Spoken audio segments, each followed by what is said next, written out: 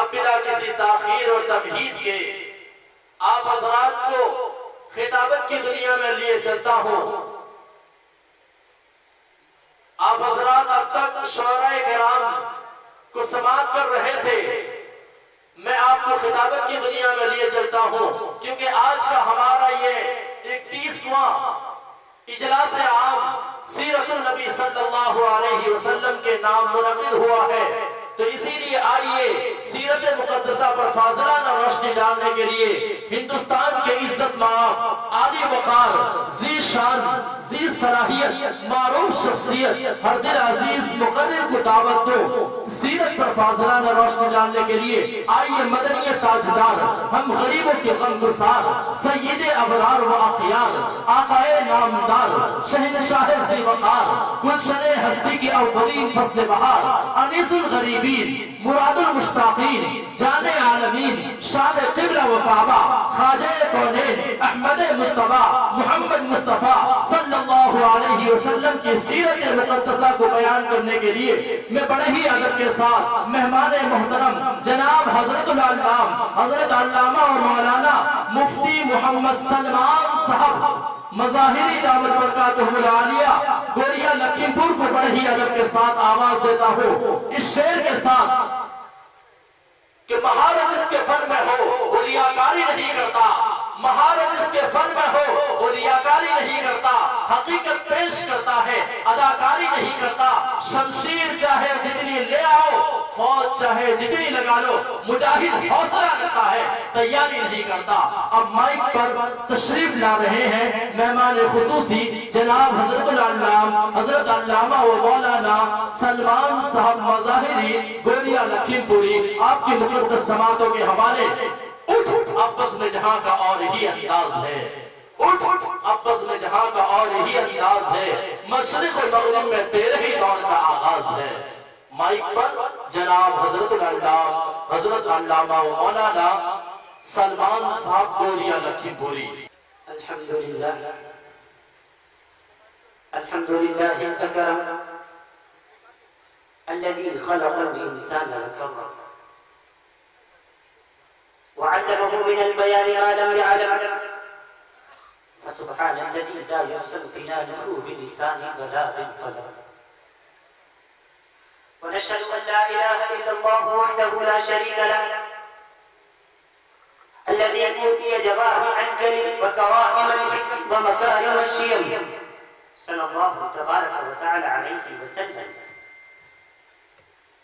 الله أكبر كبيرا، لا ضد له ولا ند له ولا جول له ولا شبه له ولا حد له ولا عد له ولا حد له ولا عد له ولا كف له ولا مثال له ولا مثل له. أما بعد فقد قال الله تعالى عز وجل في الكلام المجيد والفرقان الحميد: فأعوذ بالله من الشيطان الرجيم، بسم الله الرحمن الرحيم. قل إن كنتم تحبون الله فاتبعوني يحببكم الله، صدق الله العظيم. وأيضا قال الله تعالى: إنما المؤمنون إخوة فأصلحوا بين أخويكم واتقوا الله، صدق الله العظيم.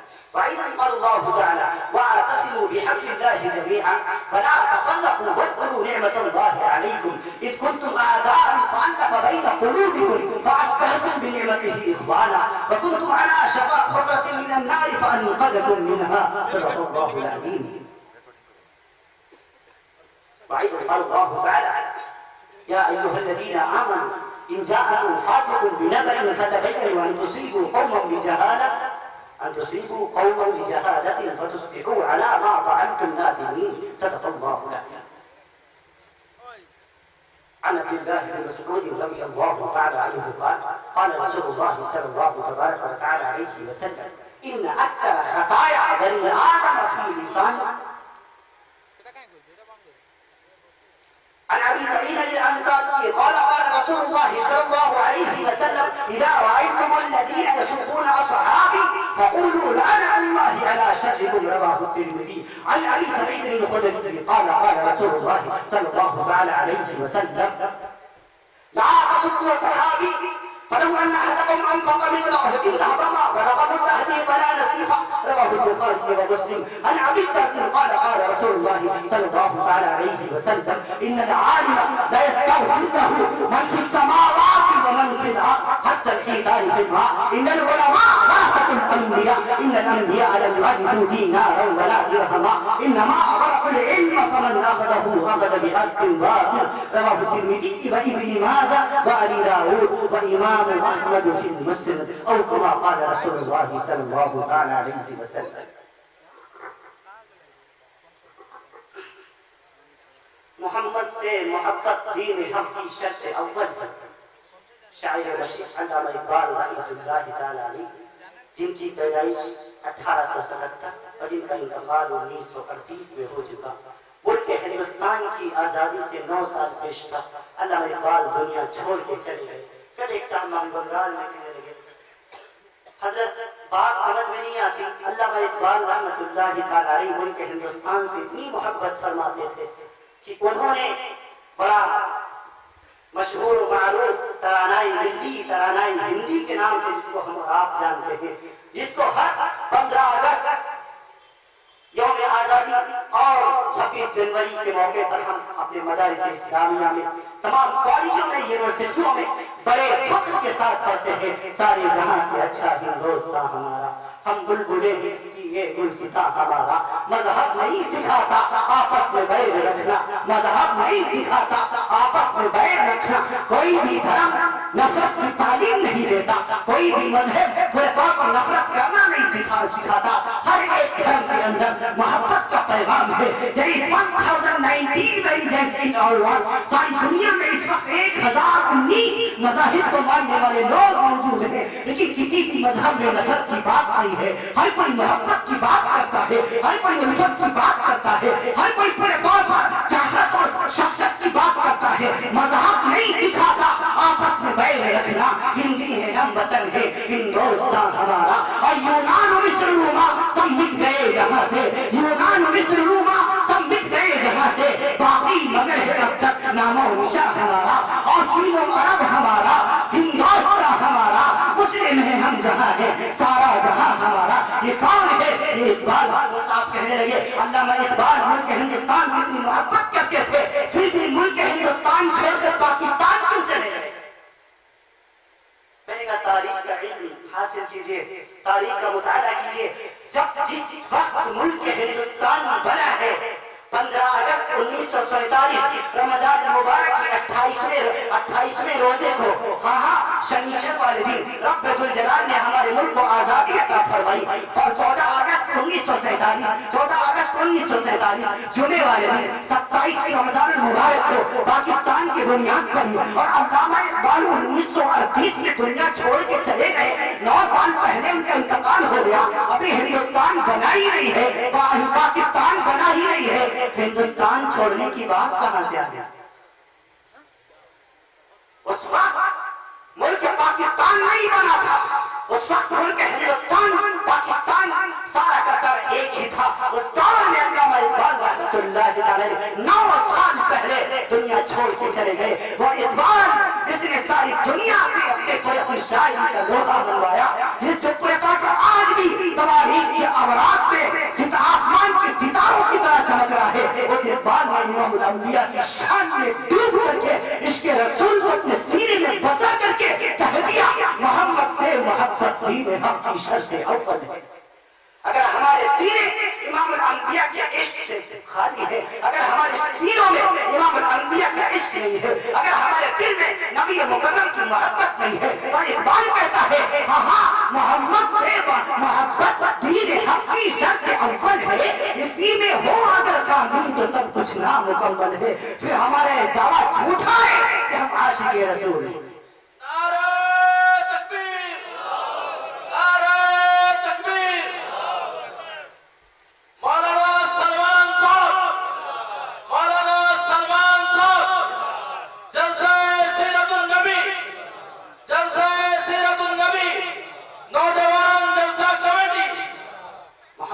محبت دین حق کی شرط اول ہے. اور اقبال کہتا ہے پروانے کو چراغ اور بلبل کو پھول بس.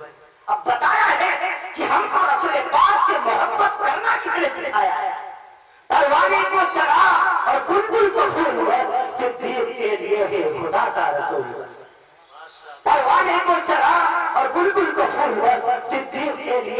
خدا کا رسول بس، اور وہ دل کے ہندوستان کے ان مسلمانوں کا رونا روتا ہے جو آج فرقوں میں تقسیم ہے، کہہ رہا ہے ہاں منفعت ایک ہے، اس قوم کی نقصان بھی ہے، منفعت ایک ہے، اس قوم کی نقصان بھی ہے، ایک ہی سب کا نبی دین بھی ایمان بھی ہے، ایک ہی سب کا نبی دین بھی ایمان بھی ہے، اور حرم پاک بھی اللہ بھی قرآن بھی ہے، حرم پاک بھی اللہ بھی قرآن بھی ہے، کیا بڑی بات تھی ہوتے جو مسلمان بھی ہے، کیا بڑی بات تھی ہوتے جو مسلمان بھی ہے، فرقہ بندی ہے کہیں اور کہیں جاتے ہیں، کیا زمانے میں پنپنے کی یہی باتیں ہیں؟ نہیں نہیں نہیں، ہم سب کو متحد ہونا پڑے گا۔ اگر آج ساری دنیا میں مسلمان مار کھا رہا ہے، اس کی ایک وجہ یہ بھی ہے ہم فرقوں میں تقسیم ہو گئے، متحد ہوتے تو کچھ اور ہی منظر ہوتا، منتشر ہوتے تو گویا کہ سفینہ ہم نے، اگر ہم ایک ہوتے تو غیر کی ہمت نہ کرتی۔ اور اقبال مشورہ دے رہا ہے اور کیا کہہ رہا ہے؟ اے ملک ہندوستان کے نوجوانوں، ہاں مقابل روح جب بیدار ہوتی ہے جوانوں میں، مقابل روح جب بیدار ہوتی ہے جوانوں میں، آج ہمارے جوانوں نے جو پورے طور پر جلسہ سجایا ہے، رسول پاک کی برس سجائی ہے، ہاں تو پہلا مجھ کو اس بات کا یقین ہے کہ اب تک کوئی جلال کے فرشتے پورے طور پر اپنے رحمتوں کے پروں کا سایہ کیے ہوئے اس مجلس کے اوپر بہت درجوں آسمانوں تک موجود ہوں گے انشاءاللہ انشاءاللہ۔ کیوں امام الانبیاء کراتا ہے؟ ایک بات کہتا ہے مقابل روح جب بیدار ہوتی ہے جوانوں میں، نظر آتی ہے ان کو اپنی منزل آسمانوں میں، نظر آتی ہے ان کو اپنی منزل آسمانوں میں۔ اور ایک بات کہتا ہے نہیں سمجھو جو تم مٹ جاؤ گے ہندوستان والوں، اس کو دوسری طریقے سے یہ کہا گیا نہ سمجھو گے تم مٹ جاؤ گے ہندی مسلمانوں، تمہاری داستان تک بھی نہ ہوگی داستانوں میں۔ ہاں اس شعر کے اندر کتنی حکمت چھپی ہوئی ہے۔ اور پھر اقبال مولانا رو رہا ہے اور یہ کہہ رہا ہے ہائے ہائے کیا ہو گیا واعد قوم کی وہ پختہ خیالی نہ رہی۔ ہاں شکوا جواب شکوا 1912 کا کلام جو اقبال نے سرزمین لاہور سے لکھا، واعد قوم کی وہ پختہ خیالی نہ رہی، برق طبعی نہ رہی، شعلہ مقالی نہ رہی، اور رہ گئی رسم ادا روح بلالی نہ رہی، فلسفہ رہ گیا تلقین غزالی نہ رہی، مسجد مرثیہ خواہ کی نمازی نہ رہے، یعنی وہ صاحب اوصاف حجازی نہ رہے، یعنی وہ صاحب اوصاف حجازی نہ رہے۔ اور اقبال کہہ رہا ہے اے مسلمانوں، اے ہندوستان کے مسلمانوں، اے نوجوانوں، تم جاگو، کب جاگو گے؟ ہاں بہت ہو چکا، بہت آپس میں لڑ چکے، کیا ہو گیا؟ اتنے جلسے ہو رہے ہیں، اتنے خطاب ہو رہے ہیں، اتنے وعد ہو رہے ہیں، اتنی نصیحتیں ہو رہی ہیں، پھر بھی پورے طور پر اثر کیوں نہیں کرتا؟ پھر بھی بات اثر دل میں کیوں نہیں کرتی؟ ہاں اس کا ایک واحد اس کی ایک وجہ یہ بھی ہے کہ اللہ تعالیٰ نے ہمارے قلوب کو پورے طور پر قلوب میں مہر لگا دی ہے۔ عطا اللہ شاہ بخاری رحمۃ اللہ علیہ ایک موقع پر فرمانے لگے اے ہندوستان کے مسلمانوں، میں نے تمہیں اتنا قرآن سنایا ہے، اگر اتنا قرآن پتھروں کو سنا تھا وہ بھی موم ہو جاتے، سنگلا خانیوں کو سنا تھا سلسبیل بن کر بہ پڑتی، آخر تم پر میری بات اثر کیوں نہیں کرتی؟ تم جیسے مضبوط نہیں ہوتے، خود کہنے لگے میں سمجھ گیا ہوں، ختم اللہ علی قلوبہم وعلی سمعہم وعلی ابصارہم، رب الجلال نے تمہارے دلوں پر مہر لگا دی ہے، اسی لیے اچھی چیز تمہیں آنکھوں سے دکھائی بھی نہیں دیتی اور کانوں سے سنائی نہیں دیتی۔ امام الانبیاء نے فرمایا ابو ہریرہ تو اپنے دل کی زنگ کو صاف کیا کرو۔ یا رسول اللہ دل میں بھی زنگ لگتی ہے؟ فرمایا ہاں دل میں بھی زنگ لگتا ہے۔ فرمایا یا رسول اللہ میں نے سنا تھا لوہے کے اوپر زنگ لگتی ہے، اس کو دور کرنے کا طریقہ بھی ہمیں معلوم ہے، آگ کی بھٹی میں ڈال کر یا رگڑ کر کے اس کو صاف کر لیتے ہیں۔ امام الانبیاء ہم کو کیسے پتہ چلے ہمارے دل زنگ آلود ہو چکے ہیں، اور ان کو صاف کرنے کا طریقہ بھی بتا دیجیے۔ قربان جائیے محسن انسانیت پر، وہ محسن انسانیت ہے، وہ میرا نبی نبی الرحمت ہے، وہ میرا نبی پیغمبر شفقت ہے، وہ میرا نبی پیغمبر عدالت ہے، وہ رحمت ہمت ہے، وہ شافعی کوثر ہے، شافعی محشر ہے، شافعی روز جزا، امام الانبیاء احمد مصطفیٰ محمد مصطفیٰ صلی اللہ تعالی علیہ وسلم نے فرمایا اے ابو ہریرہ میں تمہیں بتاتا ہوں تم کب تمہارے دل زنگ آلود ہو جاتے ہیں۔ اللہ کے رسول نے فرمایا جب تمہارے دل تمہارے دلوں میں زنگ لگا ہوا ہے، جب تمہارے دل میں اپنی بیوی کو چھوڑ کر تمہارا دل غیر کی بیٹی کی طرف مائل ہونے لگے، سمجھ لو تمہارے دل زنگ آلود ہو چکے ہیں۔ جب تمہارے دل میں باپ کی محبت نکل جائے، جب تمہارے دل سے باپ کی محبت نکل جائے، پڑوسی کا وقار نکل جائے، اپنے بڑوں کی عزت نکل جائے، چھوٹوں کو شفقت نکل جائے، چھوٹوں کی شفقت نکل جائے، پڑوسیوں کے حقوق ادا کرنے کا جب تمہارے دل آمادہ نہ کرے تو آئے تو ہوگا، سمجھ لینا کہ تمہارے دل زنگ آلود ہو چکے ہیں۔ یا رسول اللہ، پھر اس وقت کیا کریں؟ امام الانبیاء نے فرمایا ابو ہریرہ کثرت سے لا الہ الا اللہ کا ذکر کرنا، اذا تم لا الہ الا اللہ کہو گے رب الجلال تمہارے دلوں کے زنگ کو دور فرما دے گا۔ سبحان اللہ، ماشاء اللہ، نعرہ تکبیر، نعرہ تکبیر، مولانا سلمان صاحب مظاہری، مولانا سلمان صاحب مظاہری، مدنی جلسہ کمیٹی، جلسہ سیرت النبی۔ لا الہ الا اللہ سے دل کا زنگ دور ہوتا ہے۔ تو ایک مرتبہ آپ حضرت پڑھ لیں پہلا کلمہ شریف، لا الہ الا اللہ محمد رسول اللہ صلی اللہ تبارک و تعالی علیہ وسلم۔ ہاں، پر آگے کی بات کرتا ہوں۔ اللہ رب العالمین ساری کائنات کا تنے تنہا خالق و مالک ہے کہ نہیں؟ رب الجلال نے آسمان بنایا، کسی کو اپنا پارٹنرشپ بنایا، کسی کو ساجھیدار بنایا، کسی سے مدد نہیں۔ رب الجلال نے ایک لفظ کن سے ساتوں آسمانوں کو وجود بخشا ہے۔ رب الجلال نے ایک لفظ کن سے 19 کروڑ 70 لاکھ مربع میل کے علاقے میں پورے دنیا کو پھیلا دیا ہے۔ رب الجلال نے ایک لفظ کن کے ایک لفظ کن سے 14 کروڑ 60 لاکھ مربع میل کے علاقے میں ٹھاٹھ مارتا سمندر بنا دیا۔ رب الجلال نے ایک لفظ کن کے ذریعے سے صرف ایک لفظ کن سے 5 کروڑ 10 لاکھ مربع میل کے علاقے میں پورے پاپا خشک زمین کو پیدا فرما دیا۔ ایک لفظ کن کے ذریعے سے رب الجلال نے 2,38,558 میل کی بلندی پر چاندنی دینے والا چاند پیدا فرما دیا۔ اللہ کی کبریائی پر بات ہو رہی ہے، سبحان اللہ کہہ دیجئے۔ رب الجلال نے ایک لفظ کن کے ذریعے سے 15 کروڑ کلومیٹر کی دوری سے اس پورے طور پر چمکنے والا سورج بنا دیا۔ رب الجلال نے ایک لفظ کن کے ذریعے سے تاریخ ابن عساکر میں ہے، تاریخ جرجان میں ہے، ملا علی قاری نے بھی لکھا ہے، رب الجلال نے اس آسمان کے اندر 35 خراب ستارے ڈال دیے ہیں ایک لفظ کن کے ذریعے سے۔ بتاؤ اللہ رب العالمین کتنا عظیم ہے۔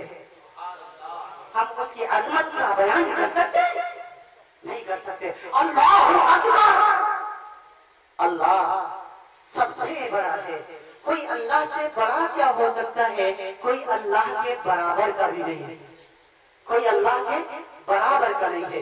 اب آپ مجھے یہ بتائیں، وہ اللہ جس نے اتنا بلند و بالا بنا دیا، وہ اللہ جس نے زمین کا فرش ہمارے لیے بنا دیا، وہ اللہ جس نے چاند جیسی اتنی وسیع مخلوق بنا دی، رب الجلال، وہ اللہ جس نے سورج کو بنا دیا، وہ اللہ جس نے پہاڑوں کو بنا دیا، کیا وہ اللہ ہم کو اور آپ کو اگر سدھارنا چاہے تو سدھار نہیں سکتا؟ سدھار نہیں سکتا۔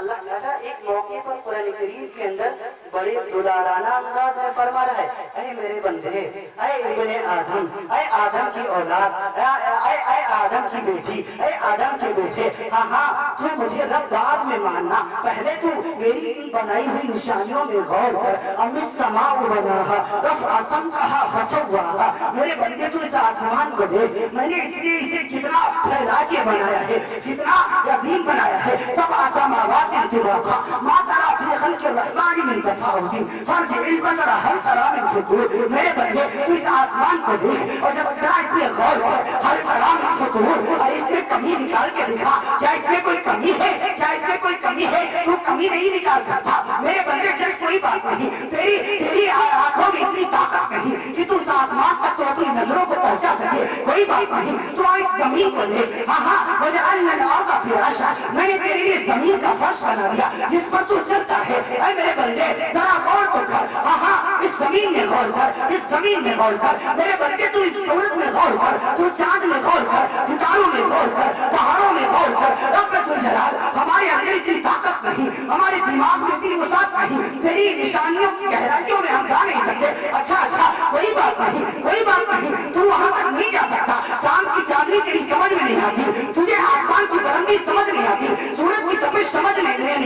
زمین کی پورے طور پر لمبائی چوڑائی تیری سمجھ میں نہیں آتی، سمندر کی گہرائی تیری سمجھ میں نہیں آتی، کوئی بات نہیں، اے میرے بندے ابھی تیرے سامنے سے اونٹ گزرے گا، افلا ينظرون الى الابل كيف خلقت، ذرا تو اس اونٹ کو دیکھنا میں نے اسے کیسا بنایا ہے، ہاں یہ ڈھیران یہ اٹھان پھر چاند جیسی یہ گردن، تو اس اونٹ کو ذرا دیکھ اور غور کر اور اس سے پوچھ تو صحیح اس کو کس نے بنایا ہے، میرے اللہ ہاں گوپال پور میں اونٹ کہاں ملیں گے، اس کو تو ریگستان جانا پڑے گا جہاں تو اونٹ نظر نہیں آتی، رب الجلال نے فرمایا کوئی بات نہیں کوئی بات نہیں، فذکر انما انت مذکر، فذکر انما انت مذکر، تفسیر روح المعانی میں علامہ آلوسی لکھتے ہیں، علامہ ابن جریر قاری طبری میں لکھتے ہیں، تفسیر کبیر میں علامہ راضی لکھتے ہیں، اس آیت کی تفسیر کرتے ہوئے رب الجلال اتنی بات کہنے کے بعد میرے بندے تو آسمان کی بلندی کو پہنچ نہیں سکتا، چاند کی چاندنی کو سمجھ نہیں سکتا، سورج کی تپش کو سمجھ نہیں سکتا، سمندر کی گہرائی کو جان نہیں سکتا، زمین کی لمبائی کو جان نہیں سکتا، کوئی بات نہیں مجھے اونٹ بھی نظر نہیں آئیں گے، فذکر انما انت مذکر، تو ذرا اپنے آپ کو تو غور کر، ہاں اپنے ہاتھ کو دیکھ اپنے پیر کو دیکھ، ہاں میں نے 360 جوڑوں پر تیرے جسم کی عمارت کو تیار کیا ہے، میں نے 206 ہڈیوں سے تیرے جسم کے ڈھانچے کو تیار کیا ہے، میرے بندے تو اپنے ہاتھ کو دیکھ، ان ہاتھ کے اندر یہ بیلنگیں کس نے لگائی ہے جس سے چیز کو تو موڑتا ہے، تیری بازوں میں بیلنگیں کس نے لگائی ہے جس سے تو پورے طور پر اپنے پاؤں کو پھیلاتا ہے، تو اپنے پیروں پہ غور کر، چلنے کی صلاحیت کس نے رکھی ہے، کوئی بات نہیں، تو اپنے آپ پہ غور کر، تو اپنی انگلی پر غور کر، اس انگلی کے اوپر پورے طور پر ناخن کس نے بنایا ہے، میرے بندے اگر یہ ناخن میں نہ بناؤں تیری انگلی بدصورت رہے گی، تو اپنے 3 انگلیوں کو دیکھ، 5 انگلیوں پر غور کر، 5 انگلیاں برابر نہیں ہیں، اگر یہ برابر ہوتی تو چمچے کی طرح نظر آتی، پورے طور پر خوبصورت نظر آتی، میرے بندے پھر تو پورے طور پر اپنے سر کے اثر پر غور کر، سر کے بالوں پر غور کر، دیکھ وقت تیرے پورے طور پر only 51,000 ہے انسان کے جسم کے اوپر، انسان کے پورے طور پر سر کے اوپر کم و بیش 51,000 بال ہیں، اپنے ان بالوں میں غور کر، ایک ایک بال کو پیدا کرنے والا کون ہے، میرے بندے میں نے تجھے 2 آنکھیں دی ہے، دائیں آنکھ میں تیرے 13 کروڑ بلب لگائے ہیں، بائیں آنکھ میں 13 کروڑ بلب لگائے ہیں، تو ذرا اپنے آپ سے پوچھ ان کے اندر دیکھنے کی صلاحیت کس نے رکھی، اور میرے بندے میں نے تجھ کو 2 کان دیے ہیں، 2 لاکھ 1 لاکھ ٹیلی فون تیرے کان میں لگائے ہیں، 1 لاکھ ٹیلی فون تیرے بائیں کان میں لگائے ہیں، 2 لاکھ ٹیلی فون میں نے تیرے کانوں میں لگا دیے ہیں، جس سے تو سنتا ہے، میرے بندے اپنے دماغ میں غور کر، جس سے میں نے اپنے تو 10 لاکھ سوراخ بنا دیے ہیں، ان 10 لاکھ سوراخوں کے اوپر 10 لاکھ باریک سگنل بنا دیے ہیں، جس سے تو جو تیری تمام کی تمام باتوں کو کیچ کرتے ہیں، اچھائی اور برائی میں فرق کرتے ہیں، ایک اگر بال سگنل کیچ کرنا بند کر دے آئندہ انسان کا مائنڈ کام نہیں کرتا، میرے بندے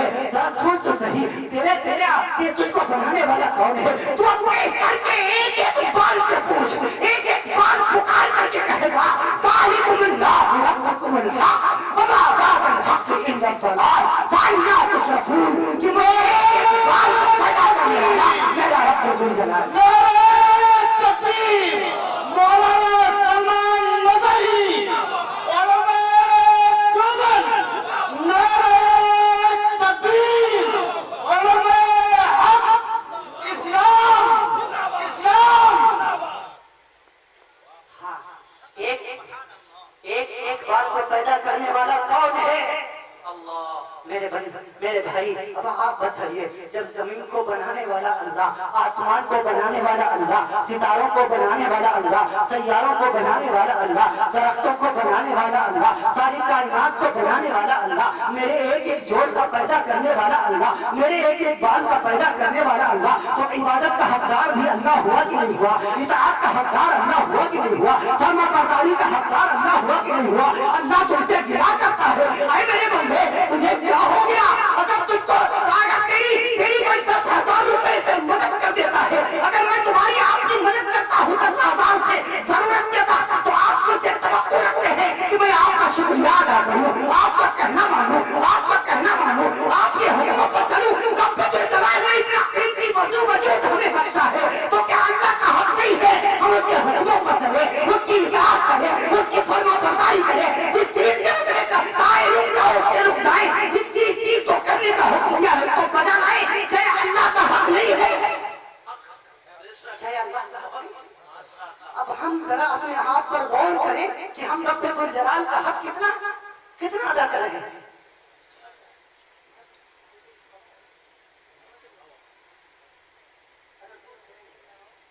میں عرض کر رہا ہوں کیا اللہ کا حق ہے کہ نہیں؟ ایک حدیث بڑے زمانے کے بعد یاد آ رہی ہے. میرا رب گلا کرتا ہے، میرا رب گلا کرتا ہے اور کہہ رہا ہے اے میرے بیٹے، اے میرے بندے، اے بنی آدم، تو یاد کر وہ دن، یاد کر جب تو کچھ بھی نہیں تھا، جب تو کچھ بھی نہیں تھا. اللہ کی ربوبیت پر بات چل رہی ہے. اے میرے بندے، جب تو کچھ بھی نہیں تھا تو اپنی پیدائش میں غور کر، اپنے وجود پر غور کر. خلق الانسان حين من الدهر لم يكن شيئا مذكورا. علامہ جلیل طبری فرماتے ہیں، اے اللہ تعالیٰ فرماتا ہے اے میرے بندے تو اپنی پیدائش پر غور کر، تو اپنے وجود پر غور کر. تو کچھ بھی نہیں تھا، تو کچھ بھی نہیں تھا. رب ذوالجلال نے تجھے کیسے وجود بخشا ہے. هل أتى على الإنسان حين من الدهر لم يكن شيئا مذكورا. ہاں گندے پانی کے قطرے سے رب ذوالجلال نے تجھے بنایا ہے، ہمیں بنایا ہے. ہاں ساری دنیا کے انسانوں کو بنایا ہے. اے میرے بندے دیکھ تو صحیح تیرا رب اس پر کتنا مہربان ہے. تو کچھ بھی نہیں تھا، ہاں پھر تو تیری فحملت حملا خفیفا، تیرے ماں اور باپ کو ذریعہ بنایا. ایسے زمین قطرے سے میں نے تجھے پیدا کیا ہے جس کا نام لینا بھی تیرے ماں باپ ہمارا نہیں کرتے تھے. اگر کپڑے پر لگ جاتا، دھلنے کی نوبت آتی، صفائی کی نوبت آتی، باقی کی نوبت آتی. میرے بندے تو اکڑتا پھرتا کیوں ہے؟ تو تکبر کرتا کیوں ہے؟ تو اپنے آپ کو بڑا کیوں سمجھتا کیوں ہے؟ تو غور نہیں کرتا تیری اوقات کیا ہے، تیری حیثیت کیا ہے. تیری حیثیت گندے پانی کی قطرے سے زیادہ کچھ بھی نہیں ہے. تجھے وجود بخشنے والا رب ذوالجلال ہے. اس لیے پورے طور پر گندے پانی کے قطرے سے تجھ کو چلتا پھرتا انسان بنا دیا. اے میرے بندے پھر وہ دن یاد کر، وہ دن یاد کر جب تو ماں کے پیٹ میں آیا. تو ہاں ثم نصفا ثم القا ثم خلقك فسواك فعدلك في اي صورة ما شاء ركبك. ہاں پھر تیرے رب نے اس قطرے سے گوشت کا لوتھڑا بنایا، لوتھڑے میں جان ڈالی، اس میں پھر آنکھیں بنائی، پھر اس میں حسین کان لگائے. اے میرے بندے تو اپنے رب کی کاریگری کو دیکھنا چاہتا ہے تو ذرا رب کی کاریگری کو دیکھ. تو اماں کے پیٹ میں تھا، تجھے کچھ بھی نہیں پتا تھا، تو محض گوشت کا لوتھڑا تھا. پھر اس میں وجود بخشنے والا تیرا رب ہے، جان ڈالنے والا تیرا رب ہے، آنکھیں بنانے والا تیرا رب ہے. میرے بندے تو بھول گیا، تو بھول گیا میں نے چوتھے ماہ تیرے ماں کے پیٹ کے اندر تیرے اندر روح ڈال دی تھی، جان ڈال دی تھی. ہاں رب ذوالجلال 18واں سپارہ سورہ مومنون آیت نمبر 12 فرما رہا ہے لقد خلقنا الانسان من سلالة من طین، لقد خلقنا الانسان من سلالة من طین. اے میرے بندے تو بھول گئے اس بات کو. چوتھے ماہ میں نے تیرے اندر روح ڈال دی تھی، جان ڈال دی تھی. اب تو زندہ ہو گیا تھا. میرے بندے ماں کی پیٹ کا اندھیرا تھا، رحم مادر کا اندھیرا تھا، ہاں جھلی کا اندھیرا تھا. بتا اس اندھیروں میں پالا تجھے کس نے ہے؟ اے میرے بندے پھر تجھے زندہ رہنے کے لیے سانس کی ضرورت تھی کہ نہیں تھی؟ زندہ رہنے کے لیے کھانے کی ضرورت تھی کہ نہیں تھی؟ زندہ رہنے کے لیے پورے طور پر تجھے پانی کی ضرورت تھی کہ نہیں تھی؟ ارے تجھے کھلانے پلانے والا ماں کے پیٹ کے اندر کون ہے؟ اے میرے بندے تو غور کر. میں نے ماں کی پیٹ میں تیری زبان کو کھلنے نہیں دیا.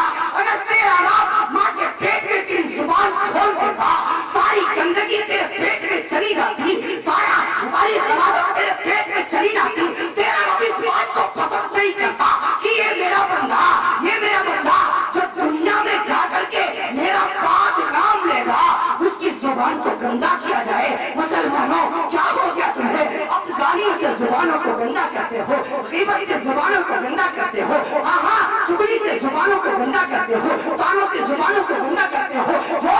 اس نے ماں کے پیٹ کے اندر تمہاری زبان کو گندا ہونے نہیں دیا. اے میرے دوستو، ہاں ہم دنیا میں اپنی زبانوں کو گندا کرتے ہیں. پھر میرا رب فرما رہا ہے، پھر میرا رب فرما رہا ہے اے میرے بندے پھر اب تو ماں کے پیٹ کے اندر تیرا وجود بن چکا تھا. آنکھ بھی بن چکی تھی، کان بھی بن چکے تھے، سب کچھ بن چکا تھا. کتنے دن میں نے سنبھالا، کتنے دن میں نے سنبھالا. 9 ماہ میں نے تجھے سنبھالا ہے. اے میرے بندو تم جو چیز دنیا میں بناتے ہو، تیرا رب مصور بھی ہے، تیرا رب خلاق بھی ہے. رب ذوالجلال کا ایک نام مصور ہے، ایک نام خلاق ہے. ہاں مصور بنانے والے کو کہتے ہیں، خلاق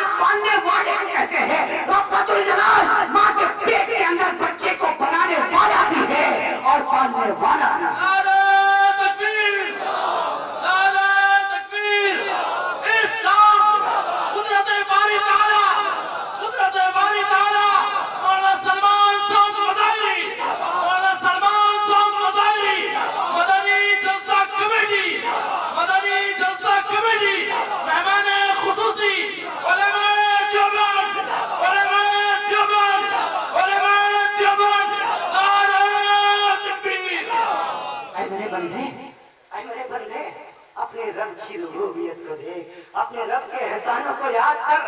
یہ میں ایک ہی حدیث کی میں تشریح کر رہا ہوں. کیا فرمایا؟ اے میرے بندے پھر اب تو وہ دن یاد کر جب تجھے دنیا میں آنا تھا. 9 ماہ مدت پوری ہو گئی. اے میرے بندے ہاں جب میں نے تجھے دنیا میں پورے طور پر پیدا کرنے کا ارادہ کر لیا، بھیجنے کا ارادہ کر لیا. ہاں 4 ماہ زندگی بتا کے تم ماں کے پیٹ سے باہر آنے کی باری آئی. اے میرے بندے اس وقت میرے رب نے تجھ پر یہ کرم کیا ہے، تجھے فرشتوں کی پروں پر پورے طور پر دنیا میں بھیجا ہے. اے میرے بندے اس وقت اگر رب یہ رحم نہ کرتا کہ تو بھی نہ بچتا، تیری ماں بھی نہ بچتی، تو بھی زندگی اور موت کی بازی لڑ رہا تھا. تیری ماں بھی زندگی اور موت کی بازی لڑ رہی تھی. پھر میرے بندے تو میرے احسانوں کو بھول گیا. وہ دن یاد کر اب جب تو دنیا میں آ گیا، تو پورے طور پر غلاظت میں سنا ہوا تھا. میں نے تیرے لیے تیری ماں کے دل میں محبت پیدا کر دی. وہ تیری گندگیاں صاف کرتی پھرتی ہے. اگر میں رب تیری ماں کے دل میں تیری محبت نہ ڈالتا، تیری ماں تیری گندگی کو صاف نہیں کرتی.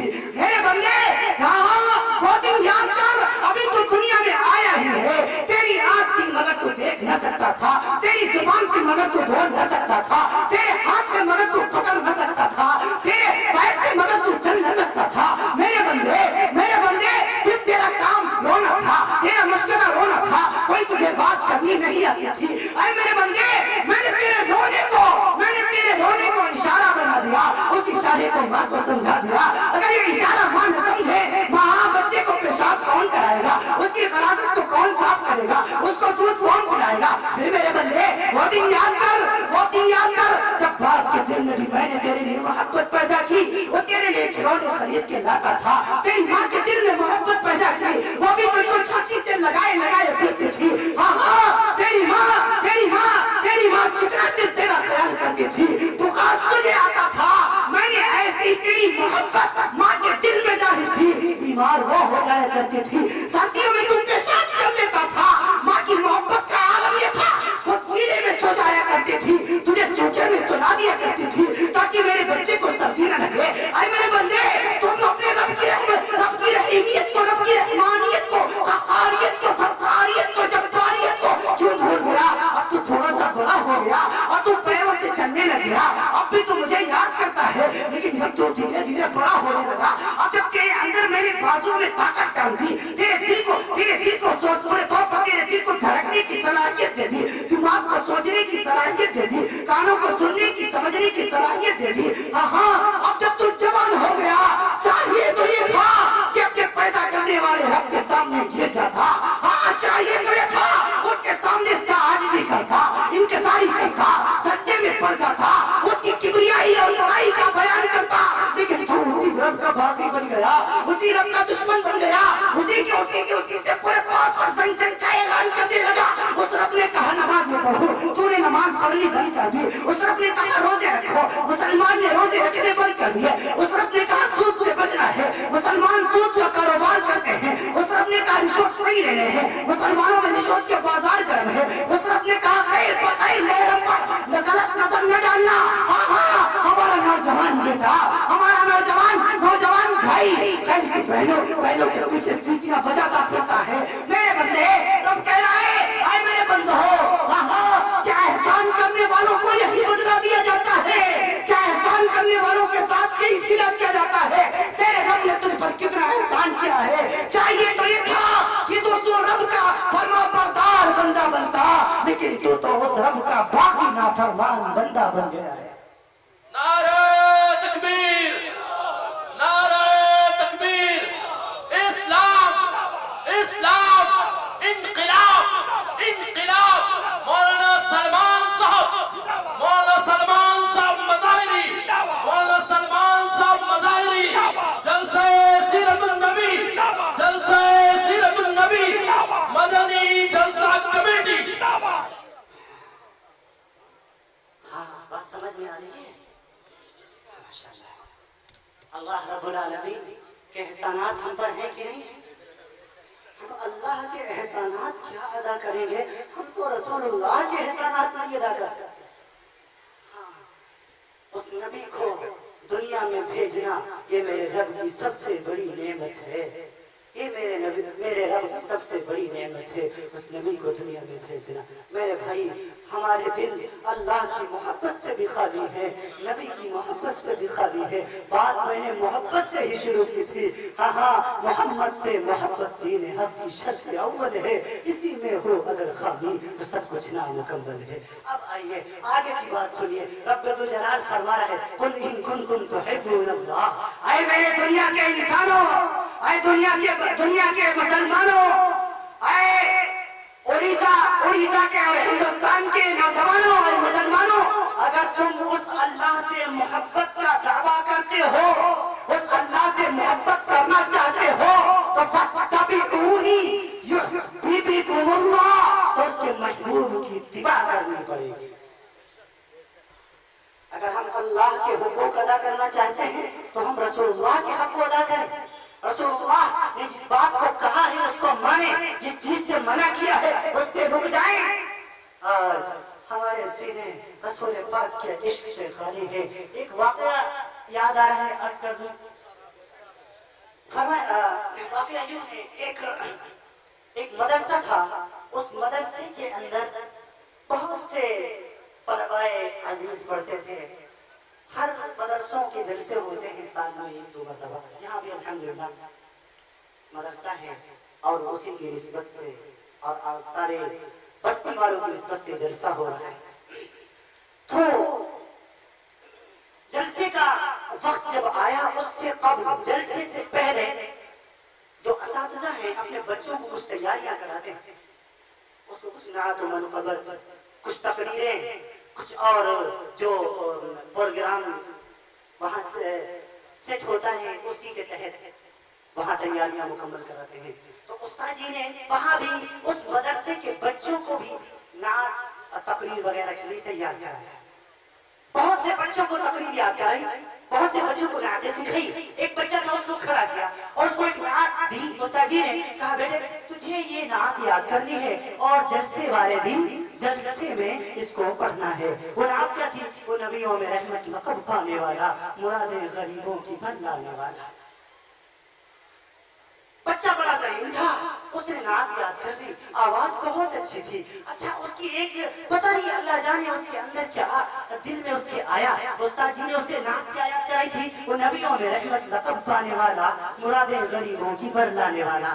اب وہ جو تھا اچھا وہ استاد جی کے سامنے پڑھتا، وہ نبیوں میں رحمت لقب پانے والا، مرادیں غریبوں کی بھر لانے والا۔ لیکن جب استاد جی چلے جاتے تو وہ بچہ پڑھتا، وہ نبیوں میں رحمت لقب پانے والے، مرادیں غریبوں کی بھر لانے والے۔ یعنی والا کو والے کر دیتا، والا کو والے کر دیتا۔ استاد جی کو پتا چلا، اس نے بچے کو سمجھایا بیٹے یہ والا والے نہیں والا ہے۔ بچہ بڑے طور پر اپنی عادت کے موافق استاد جی کے سامنے والا پڑھا، لیکن جب استاد جی چلے جاتے تو والے پڑھا۔ بالآخر جلسے والا دن آ گیا، سارے کے سارے بچوں کے نام بولے گئے، نام پکارے گئے، سب نے اپنے اپنا جو کچھ یاد کیا تھا سامعین کے سامنے پیش کیا۔ اس بچے کی باری آئی نعت پڑھنے کی، اس بچے نے اپنی عادت کے موافق مائک پر آ کر کے یہی پڑھا، وہ نبیوں میں رحمت لقب پانے والے، مرادیں غریبوں کی بھر لانے والے، وہ نبیوں میں رحمت لقب پانے والے، مرادیں غریبوں کی بھر لانے والے۔ استاد جی کو بڑا غصہ آیا، میں نے اس کو کتنا سمجھایا تھا یہ والے نہیں والا ہے، پھر بھی ضد میں اس نے والے ہی پڑھا ہے۔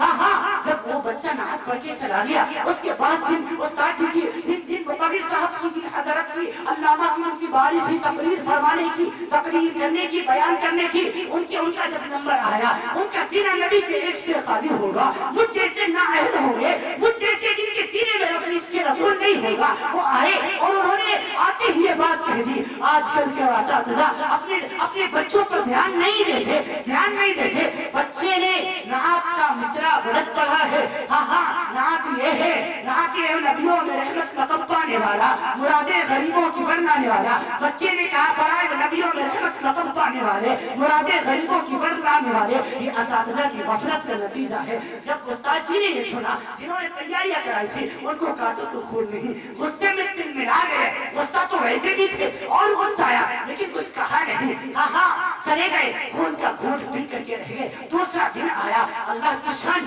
اسی درجے میں استاد جی پہنچ گئے جس درجے میں بچہ بیٹھا ہوا تھا۔ دیکھتے ہی استاد جی کے تھے चढ़ गए और सारे कहा कुछ नहीं, बच्चों को खड़ा किया, सारे खड़े हो जाओ, सारे खड़े हो जाओ। मैं तुमसे एक सवाल करता हूँ, तुमको उनके जवाब देने हैं। छोटे छोटे बच्चे थे, उस्ताद जी ने छोटे छोटे सवाल याद कराए, बच्चों ने जवाब दे दिए। फिर आखिर उस बच्चे की बारी आ गई। उस्ताद जी ने उस बच्चे के करीब गए और पूछा, बता हमारे नबी का नाम क्या है, तुम्हारे नबी का नाम क्या है। वो बच्चा अदब से हाथ बांध के खड़ा हुआ, अपने अपने अपनी निगाहों को नीचा किया और जुबान पर सुकून जारी कर ली, लब न खोले, खामोशी के साथ खड़ा रहा। उस्ताद जी ने दोबारा पूछा, बता तेरे नबी का नाम क्या है, मेरे नबी का नाम क्या है। बच्चा खामोश रहा, बच्चा कुछ बोला नहीं, बच्चा कुछ बोला नहीं। उस्ताद जी को गुस्सा आया, कहने लगे तू बड़ा जिद्दी है, तूने नाक के मिसरे भी जानबूझकर तब्दील किए थे, चेंज किए थे, तुझे नबी का नाम नहीं आता, खींच के थप्पड़ मार दिया है। बच्चा रोने लगा, आंखों से आंसू शुरू हुए, लेकिन जुबान फिर भी न खोली है। उस्ताद बार बार पूछता है, बता नबी का नाम क्या है, नबी का नाम क्या है, हमारे नबी का नाम क्या है, तेरे नबी का नाम क्या है। बच्चा रोता रहा, उस्ताद जी मारते रहे, बच्चा मार खाता रहा, रोता रहा, जुबानों को हरकत न दी, लब न खोले, खामोशी के साथ खड़ा रहा। उस्ताद जी बड़ा मारते चले जाते हैं, बच्चा खामोशी नहीं तोड़ता है। फिर आखिर हाफ टाइम का वक्त हो गया, इंटरवल का वक्त हो गया। उस्ताद जी बेल बजी, सारे बच्चों की छुट्टी हो गई। उस्ताद जी ने उस बच्चे से कहा, जा अभी तो मैं तुझे छुट्टी देता हूँ, लेकिन अभी जाने के बाद जैसे ही तू वापस आएगा, सबसे पहले मैं तुझे ही खड़ा करूंगा। अगर तूने जवाब न दिया, अगर तूने जवाब न दिया तो छड़ी से तेरी खाल खींच दूंगा। फिर वो बच्चा थोड़ी देर तक रोता रहा, अपने आंसू को पोंछे, आंसू पोंछने के बाद फिर गया है, जाकर के हाथ मुंह धुले हैं, वापस आया है, दोबारा घंटी बजी है, सारे बच्चे वापस आए हैं, उस्ताद की दर्जे में दाखिल हुए हैं। सबसे पहले उसी बच्चे को खड़ा किया, बता हमारे नबी का नाम क्या है, तेरे नबी का नाम क्या है। इस बार बच्चा आदब से खड़ा होता है, अपने सर को झुकाता है, आंखों को नीची करता है और आदब से हाथ बांध करके कहता है, उस्ताद जी हमारे नबी का नाम तो मदीनी ताजदार, पैगंबरों के सरदार, शहंशाह की वकार, हुजूर सैयदुल अबरार, रहमत आलम, फखरे बनी आदम, फखरे ज़मीन व ज़मा, इमामुल अंबिया, अहमद मुस्तफा, मोहम्मद मुस्तफा सल्लल्लाहु अलैहि वसल्लम है। इतना कहते कहते उस बच्चे की आंखों में आंसू आ जाते हैं, सारों का काम रोने लगता है। उस्ताद जी कहने लगे, बेटे तूने जवाब सही दिया है, फिर तू रो क्यों रहा है, और तुझे जवाब याद था, फिर तूने बताया क्यों नहीं, क्या तू किसी से पूछ के आया है। नहीं उस्ताद जी, मैंने किसी से पूछा नहीं है। अच्छा तो तूने पहले क्यों नहीं बताया था। बच्चा रोने लगा और रोते रोते क्या कहने लगा, सुनो हिंदुस्तान के नौजवानों, सुनो हिंदुस्तान के मुसलमानों। उस बच्चे ने कहा, उस्ताद जी रोते रोते कहा, उस्ताद जी मेरे अब्बू दुनिया में नहीं है, मेरी अम्मी दुनिया में नहीं है, मेरी अम्मी को अल्लाह के रसूल से बड़ी मोहब्बत थी, मेरी अम्मी को हमारे नबी से बड़ी मोहब्बत थी। एक दिन मेरी माँ ने मुझे अपनी गोद में बिठा के कहा था, ऐ मेरे बच्चे, ऐ मेरे बेटे, जब से मैंने होश संभाला है, जब से मैं जानने के काबिल हुई हूँ, मैंने जिंदगी में कभी भी अपने नबी का नाम बगैर वजू के नहीं लिया है, बगैर वजू के नहीं लिया है। ऐ मेरे बेटे, अगर तुमसे भी हो सके तो बिना वजू अपने नबी का नाम ना लेना। उस्ताद जी मेरी माँ मुझे छोड़ के अल्लाह के पास चली गई है, मैं यतीम हूँ, मैं गरीब हूँ, मेरे घर में कोई नहीं है। हाँ आपने मुझसे पूछा था हाफ टाइम से पहले, मुझे नबी का नाम तो याद था, लेकिन उस्ताद जी उस वक्त मेरा वजू नहीं था, उस वक्त मैं बगैर वजू के थे। आप मुझे मारते चले गए, मैंने दिल में सोचा आप मारेंगे मार खा लूंगा, आप डांटेंगे डांट खा लूंगा, भगाएंगे भाग जाऊंगा, आप मारेंगे बर्दाश्त कर लूंगा, लेकिन अपनी माँ के कहने के मुताबिक बगैर वजू के अपने नबी का नाम नहीं लूंगा। उस्ताद जी आपने छुट्टी दे दी और टाइम दे दिया, इंटरवल हो गया, मैं वापस चला गया, अब मैं वजू कराया हूँ, अब मैं वजू से हूँ और मैंने नबी का नाम बता दिया है। उस्ताद की आंखों से आंसू शुरू हुए, बच्चे को गले से लगाया, पेशानी पर बोसा दिया और कहने लगे, बच्चे गलती तेरी नहीं है, गलती तेरी नहीं है, गलती तो मेरी है, मैंने समझा ही नहीं इमामुल अंबिया का इश्क क्या होता है, नबी की मोहब्बत क्या होती है, नबी का मकाम इस्लाम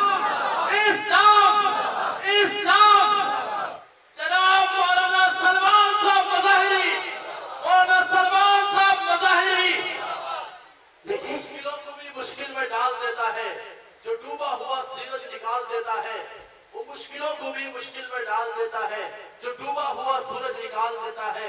میری ماں نے مجھے بتایا تھا بچپن میں، نبی کا ذکر مصیبت کو ٹال دیتا ہے۔